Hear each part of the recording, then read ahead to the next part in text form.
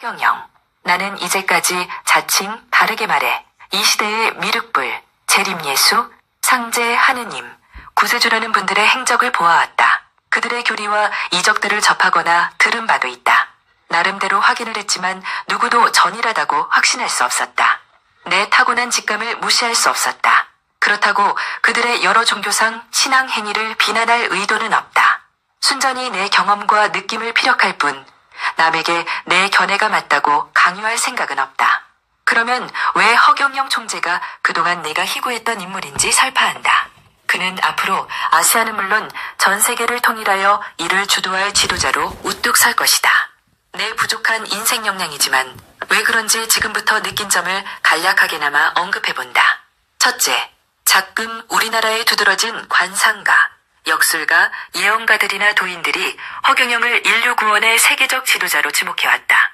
1972년경 당시 우리나라 장명 관상의 대가였던 역술가 배군학은 20대 초반의 젊은 허경영을 보고 천성이 정직하고 공사가 분명하며 아량과 겸손과 책임감, 희생심과 성경지명을 두루 갖추었고 천귀, 천덕, 천복, 천권, 천재, 천문, 천기, 천관의 팔복을 완벽하게 갖춘 군왕지상의 상을 가졌다.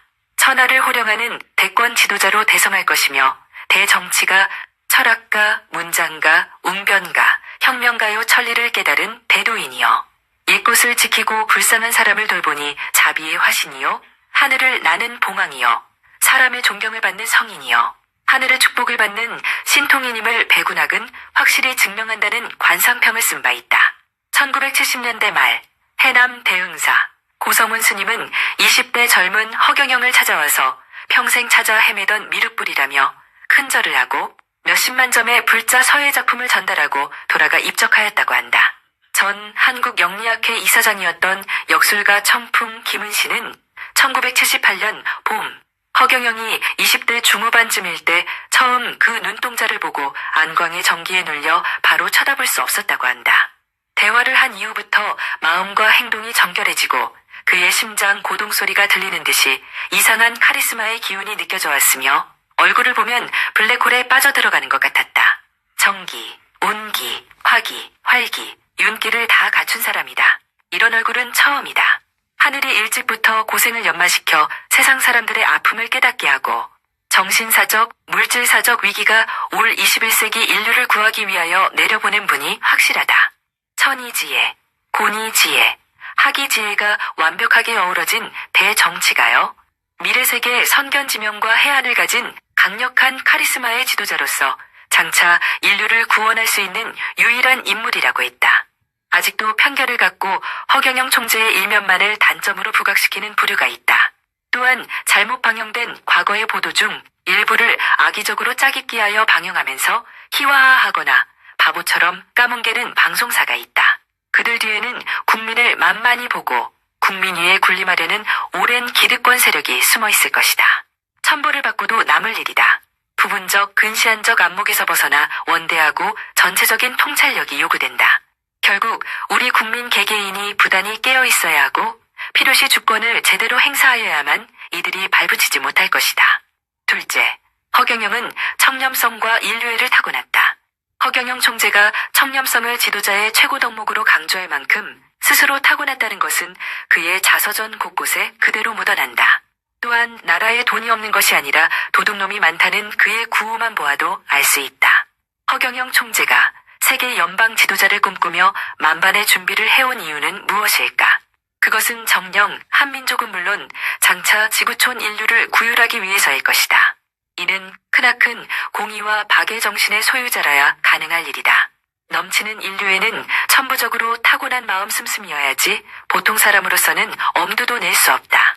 세계 여러 곳에서 찾아오는 수많은 사람들의 고민 상담이나 애로 해결은 물론 그동안 부르자를 위해 베풀어온 선행만 보아도 알 수 있다. 그의 성정으로 보아 드러나지 않은 선행이 훨씬 더 많을 것이다. 셋째, 허경영은 매사에 융통성을 지닌 원칙주의자이다. 허경영 총재가 일관된 원칙주의자라는 것은 약 30년 동안 주장해온 3.3 정책 추진만 보아도 알 수 있다. 미래에 도래할 세상을 앞서 예단하고 대비책을 제시하는 능력은 타의 추종을 불허한다. 가히 예언가 중의 예언가요.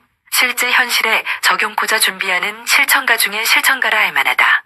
또한 원칙주의자라 하더라도 융통성이라고는 전혀 없는 고집불통이나 독성가는 더구나 아니다. 3.3 정책은 때에 따라 그 처한 상황에 가장 잘 맞는 정책으로 일부 항목이나 내용을 바꾸어 왔다.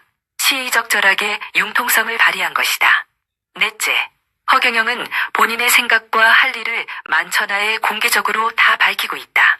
허경영 총재는 정치, 경제, 사회, 문화, 어떤 분야든지 인문학, 자연과학 할 것 없이 세상만사 만이군상에 관해 강연 교환도 없이 사자우처럼 말을 토해낸다.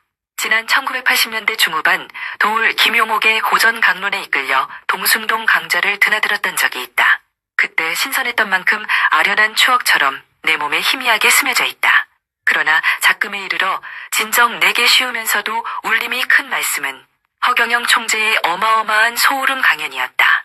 내가 궁금해하던 그간의 세상 인생사, 우주관이 조금씩 열리는 듯한 놀라운 충격이었다.